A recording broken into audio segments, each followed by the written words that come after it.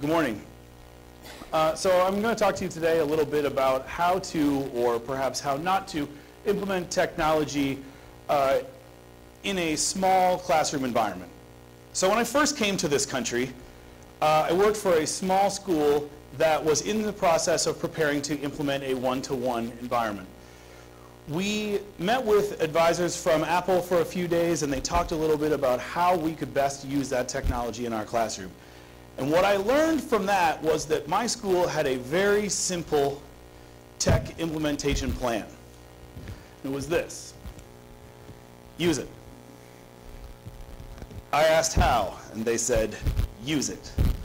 I asked what, and they said, use it. I asked how often, and they said, use it.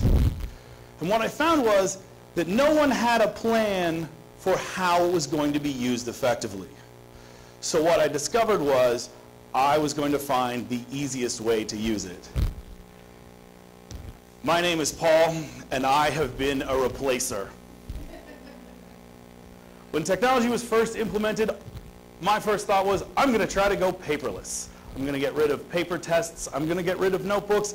And so I let my students take notes on their laptop. They followed along with PowerPoints on their laptops. But basically, they weren't doing anything that they couldn't have done without that laptop. I was simply replacing old technology, pencils, pens, paper, with new technology, this laptop. But it wasn't benefiting the students. It wasn't giving them a richer learning experience. So what did I need to do? I needed to take it to another level. So I started letting them do research using the laptop. And what I discovered was they weren't really researching. They were just searching. These students didn't have the skills. They didn't know how to research effectively. So they were just looking around like they were wandering in the dark. I needed to work with them on skills, on really refining those search abilities so that it was true research. From there, what I discovered is that they were just compiling. Get as many sources as you can, get as much information as they could, but they weren't really figuring out what was good, what was bad, why was something good or bad, how can I judge it, how can I work with other students in the classroom to know what he found was different from what I found, both are correct, which is better, why. So we started talking a lot about discerning. How do I determine what a good source is? What kinds of things do I need to be able to look at? What kinds of sites are good? What kinds of sites are not as good? And what makes them good or not good?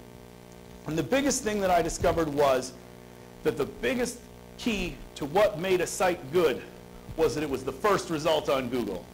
That was what my students believed was a good site, because that was the fastest search that they could conduct.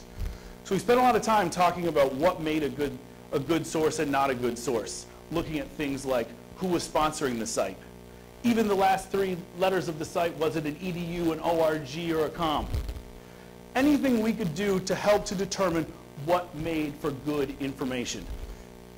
Because as we know, having the ability to access countless sums of information but not knowing whether the information is any good is about as good as not being able to access the information at all. So the next thing that I had them do was start to produce. When we look at the levels of Bloom's taxonomy, we have to get above what we think of as kind of those knowledge and understanding levels into things like analyzing and creating. And with technology, we need to use those same rich skills. The technology gives them the ability, whether it's manufacturing the technology itself or working together to help them to learn. And what I discovered was that even when they were producing on their own wasn't enough. Giving them access to all of that information and allowing them to sit independently with in a one-on-one environment didn't allow them to really retain the information the way I wanted them. And so, overarching all of this, we need to have collaboration. Unless the students are collaborating, they will not retain the information. A 2010 study published by Mitra, he went and he spent time in a bunch of schools in a number of different places in India, in Italy, and in the United Kingdom. And what he found was, He gave students a series of very challenging questions. They spent between 20 and 45 minutes working in groups. And he told them, go and talk to other groups, see what they're doing if you're struggling with these questions. After he finished, he gave them a paper and pencil test. And the average score was 76%. He went back 2 months later. They hadn't looked at any of the information. They hadn't had any instruction in the information. He gave them the same paper and pencil test. And the score was 76%. The students retained because they collaborated. He has additional research where he's talked to teachers and gone back after time, and the scores actually increase. And the scores increase because the students continue to learn. They are motivated to learn more because they've collaborated and because they want to be better. That piece of collaboration adds the intrinsic motivation that some of our students are lacking.